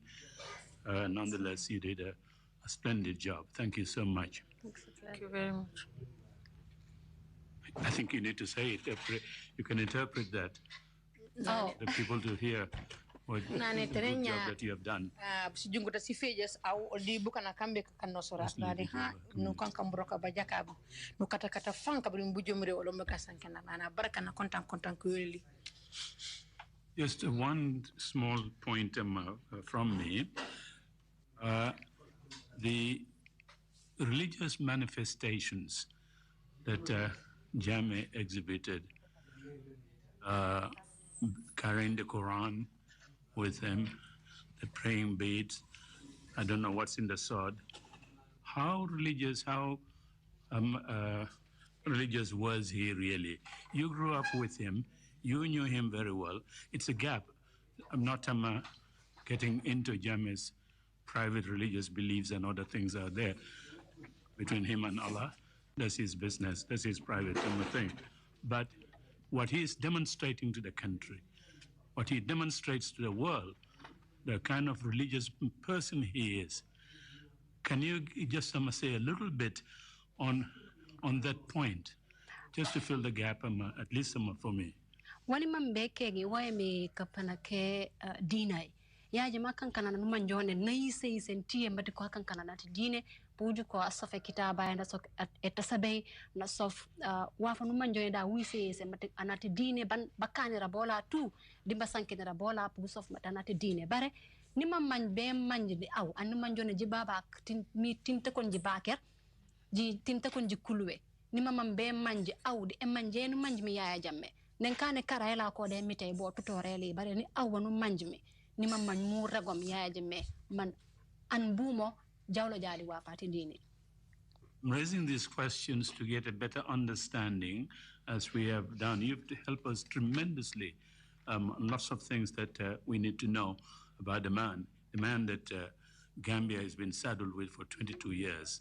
Ujuk jami kengi uru.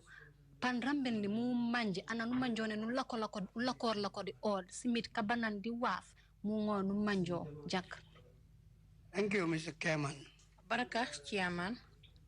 What I do know, I've never seen Yaya in any karanta. I've never seen him. Where he got that knowledge, I wouldn't know.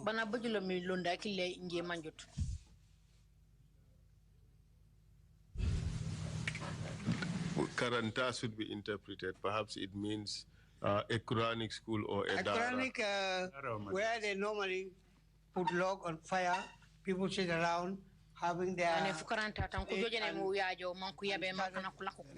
the whole Quran.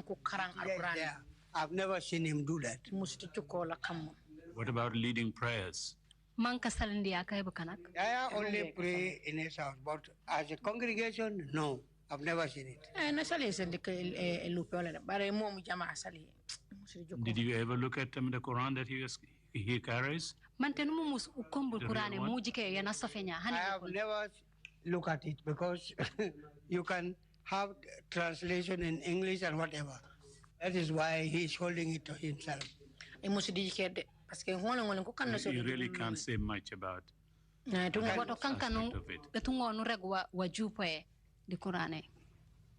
the way the time he started holding the Quran was when he was the president. But before that, I've never seen him holding the Quran. I mean, nakuma simi sa fe Quran momo. Nakuma nalakama president nono jukomi le sa fe Quran momo tasabaya momo. Where he got the knowledge, I don't know. Musri juko. Manamba jelo milonde nje manjotare. Maybe Gabriel came to him. Imam, you have, oh, sorry. Yeah, you have the floor, please. Commissioners, yes. Witness. Asido. You are the most truthful witness that sat on that chair. In view of this and in view of the fact that you have disclosed all the things that were hidden, you think people in this country should blindly follow Yaya Jammeh again? Thank you. I don't think. The reason being, when people team up together to vote against him, that means They know who the person is, and now they will never vote him to come in again. After hearing all what has happened in the country through this, any mature human being will aspire for such a character to come back as a head of state. If you better for the Gambians to give it to me than any other person.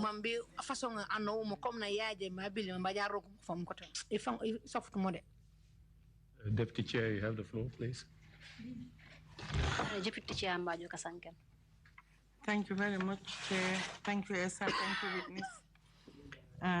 We are truly sorry for what your family had to go through.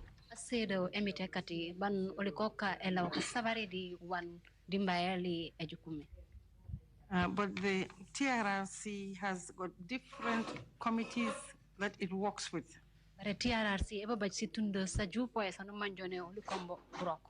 And in addition to the public hearings which we are holding, we do a lot of behind the scenes work. And this includes community outreach, sensitization programs, reconciliation. You have said that the list that the lead council read was not representative of the numbers of people that were affected by the witch hunts.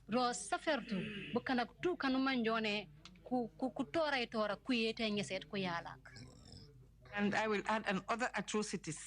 But when we went for the outreach hearings,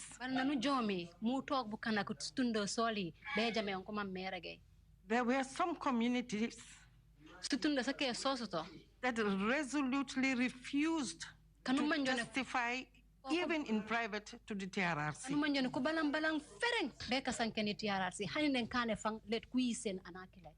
Thus affecting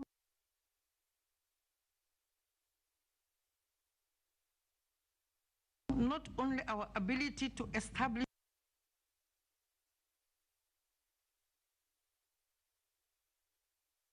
the complete truth,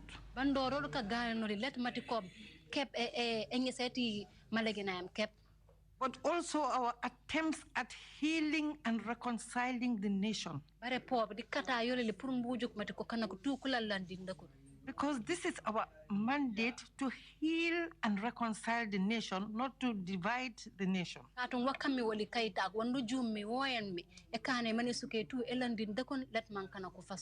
But it is unfortunate that there are some communities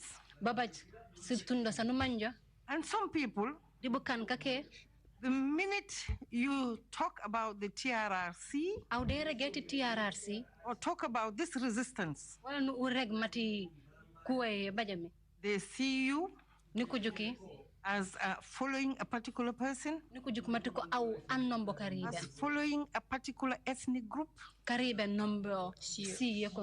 or even a region. This is sad. This is sad. I really want to know what your perspectives on this are.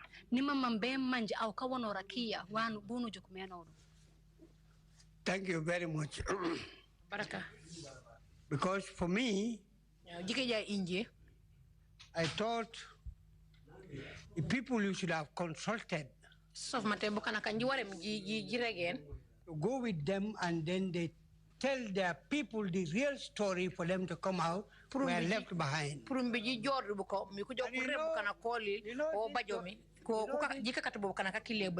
know these dollars, especially the illiterate ones, when they came to hear TRRC, they thought it is an institution that is bent on destroying only Yaya Jammeh.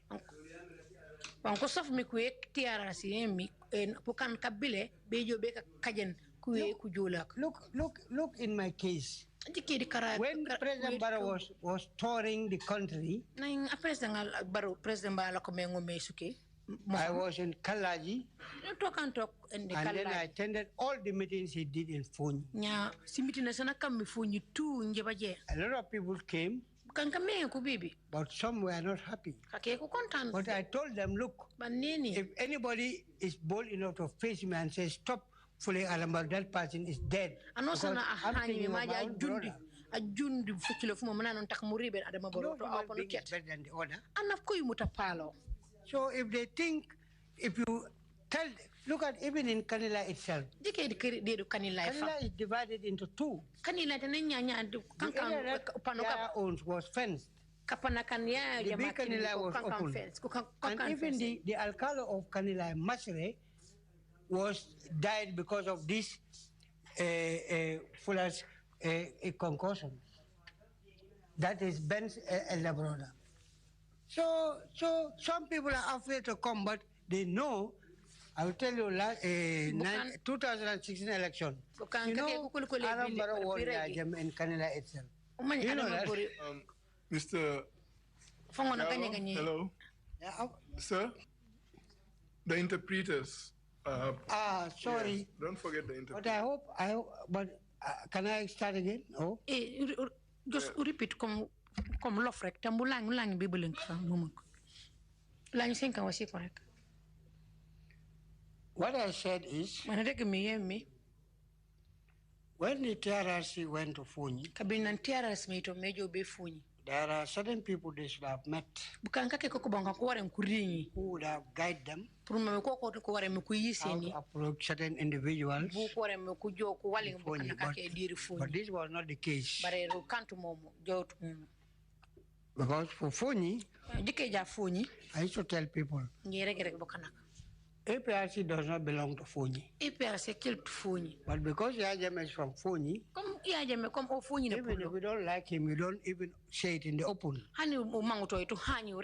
Only people like us who bold enough to talk. But others, even if you talk to them about that, they will just go leave it and go.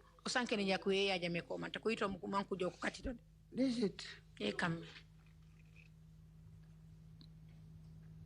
Thank you. Now, the other question is in relation to the earlier statements that you made about the July 22nd movement. Jojo Kandi Kuwaiti July 22nd movement. How soon was it disbanded after you had that meeting with the president? Nanu baje meeting the president. Mante pio banjanun kufasorio. 3 days. Okay, because you have talked about their training in Libya. Yes. But were you also aware that they were having in-country training by Libyans who were flown in to train them? I was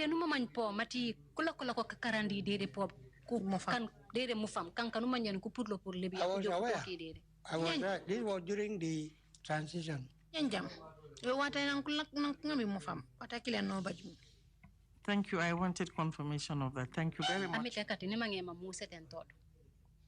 Thank you, Commissioner Carr. You have the floor. Commissioner Carr, thank you, Chairman.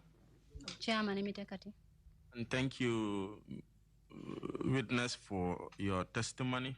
And sorry for what happened to you. You mentioned something very interesting, and because you told this commission that you were loyal to Jammeh because he was your family member.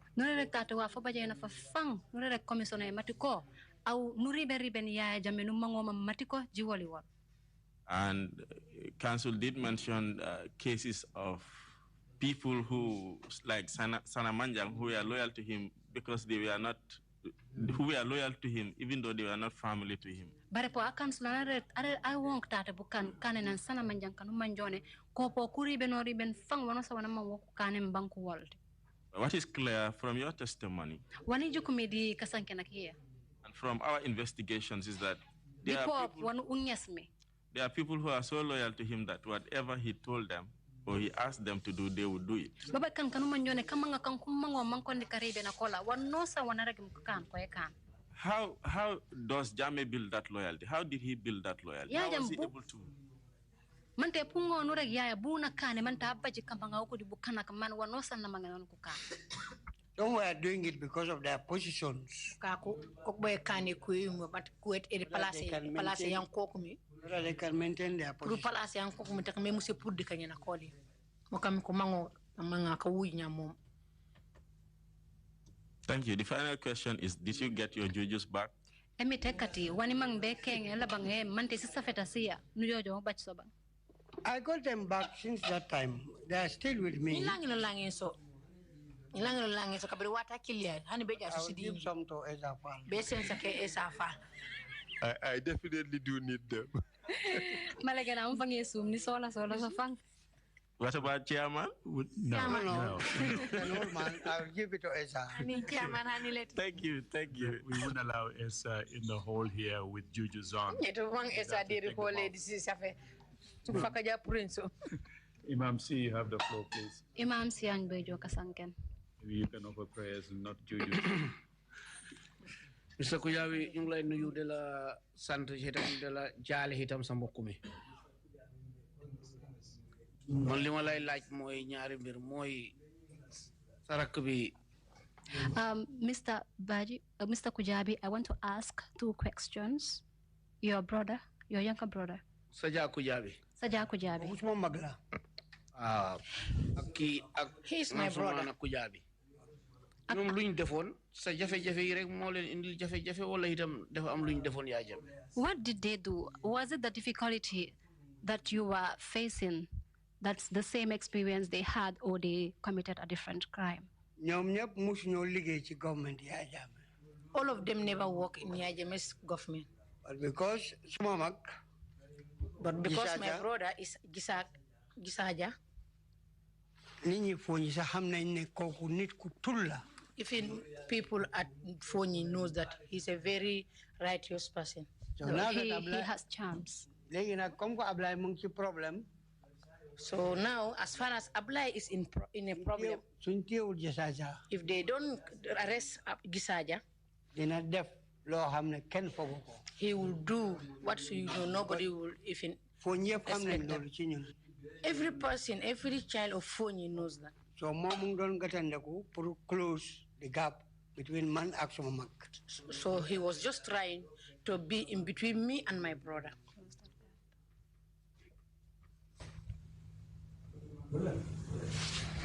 I am next to Ansumana, and Ansumana too was also next to our elder brother. Which was a lie. For Ansumana, they accuse him that he was the one. He will cause for Yajame not to have anything from the white people. Thank you. Thank you. All right. He says he has a follow-up. Please, Imam. One last question, please. Seems you are very much interested in participating in reconciliation in your area. You rightly said that we did not consult the right people to get to the people. Would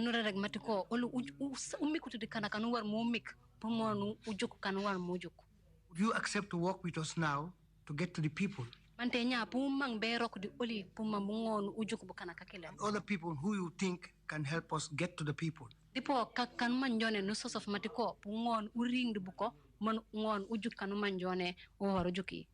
the question. How many people precisely do you want to be part of your team?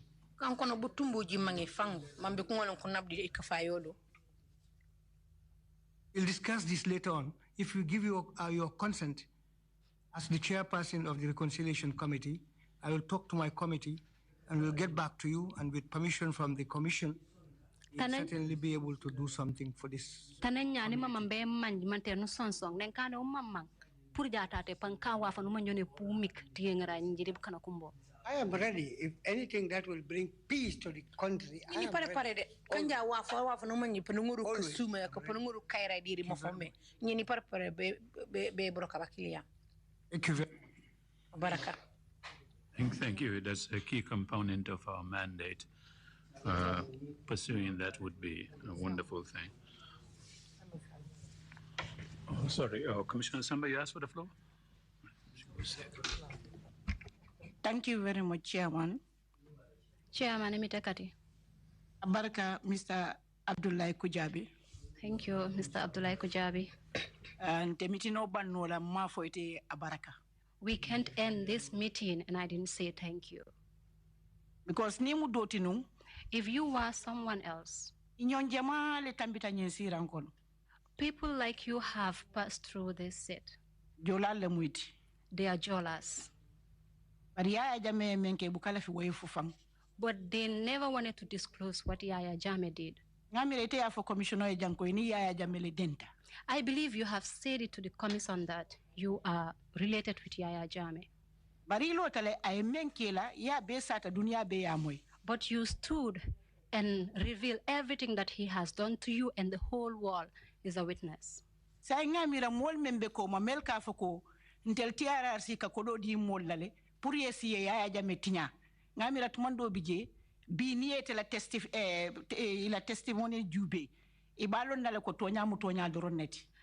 I believe all those people who sit out there and say we pay people to come and give testimonies, if they hear your testimony, they will believe that this is the truth.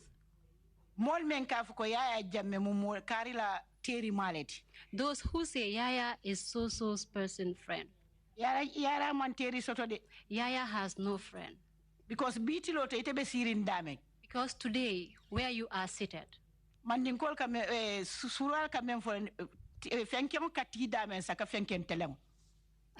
Commissioner, I cannot interpret that. Sorry.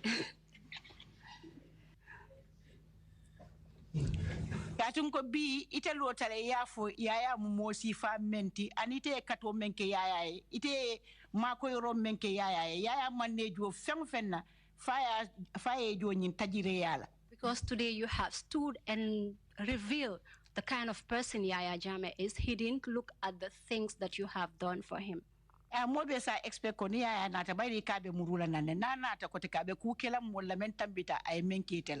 everybody should expect that when Yaya Jammeh returns, because people believe that he will be back, that he will do something that is things that are worse than what he has done to you. Be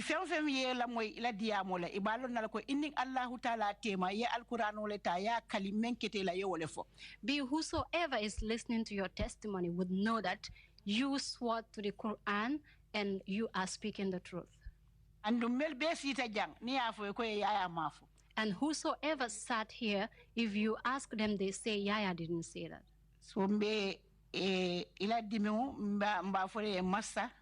So I am sympathizing with you or empathizing with you.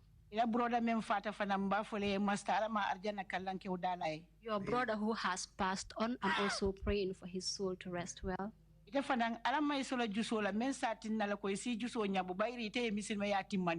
And you too, may Allah give you that heart so that fulfilled your religion. Oh, because you have fulfilled your obligation as a Muslim. I can't end without saying thank you. Because Jolas like you are not much here. Thank you very much. Thank you very much. Mbalunga feng fue me along ko tumando molbe jameno malong. Yaya mama muso meya bama wulu. Many people will never know. Yaya Jammeh came from. Yalong yellow mantamoti. But munatina menketa ndeta ofola. But why is it that what happened? I won't say it. Adum birim bina ndeni alale ndesa mananyang iko alkulano fela tachi. Because when I was coming here, I came here because Allah brought me and I was given the Quran and asked to swear. If we are to laugh, I would be born. If I wouldn't be born, I wouldn't be born telling a lie. That is why I said everything I knew.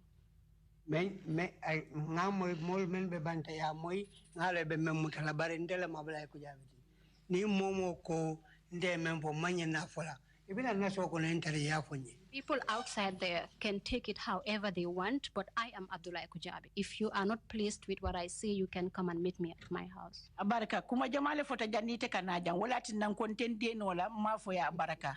Thank you. So many things have been said here. That is why I cannot end my intervention without saying thank you.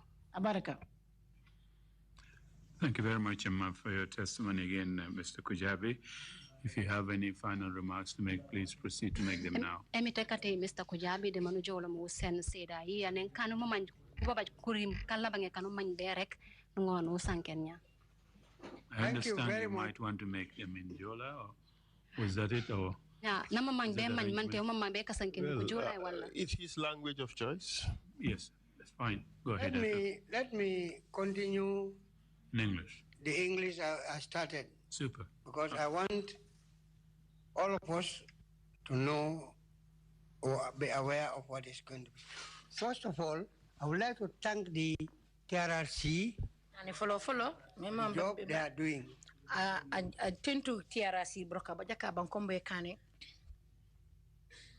I discussed this with the lead counsel, I think on Tuesday, outside. I want your investigators to open up.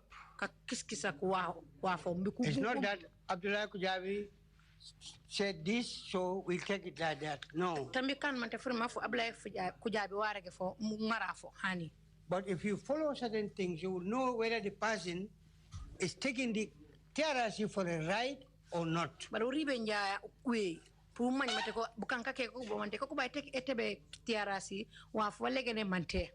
I'm saying this in the case of Yaya Boja, who testified here against me at the early stage. Yaya said because of the torture, that's why his hands were like this. But if you took out his socks, you will see that all the bodies are like this. That is a sickness from all the members of his family.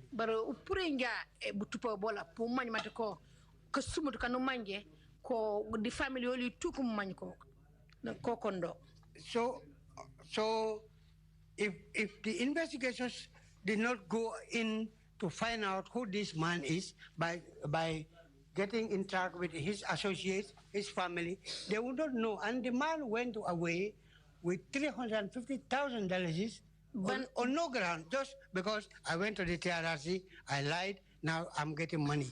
The TRRC is very important for that.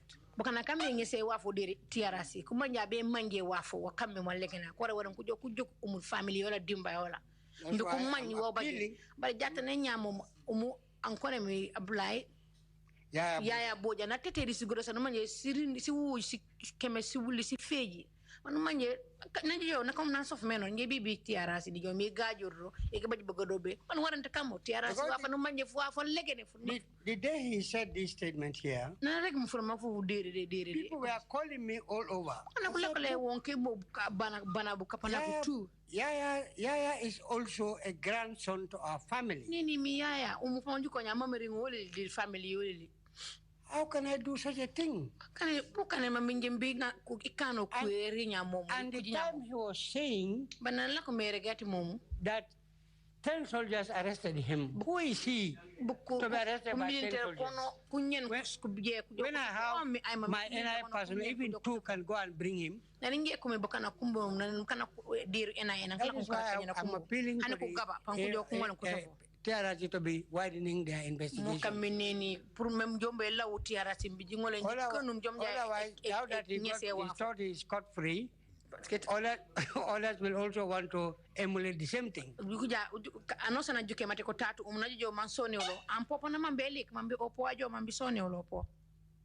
That's what I wanted to appeal, so that we can all look at it. I'm not saying that you should go and arrest him because he has already squandered the money. No problem. But in any recurrence, you know what to do next. Thank you very much. Thank you very much, Mr. Kujabi, for that. I have been informed by the chair of the Reparations Summer Committee that that money to Yaya Bojang did not come from the TRRC. No. Yeah.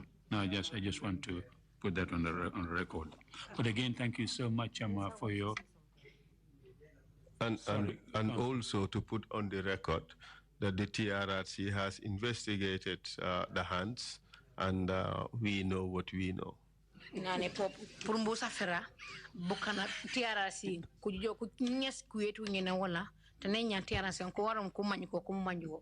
Thank you. Abaraka. Thank you very much indeed again, Mr. Kujabi. Thanks for your testimony. Abaraka. We will conclude our proceedings here for today and come back tomorrow morning at 10 o'clock sharp. Meeting is adjourned. Thank you all very much.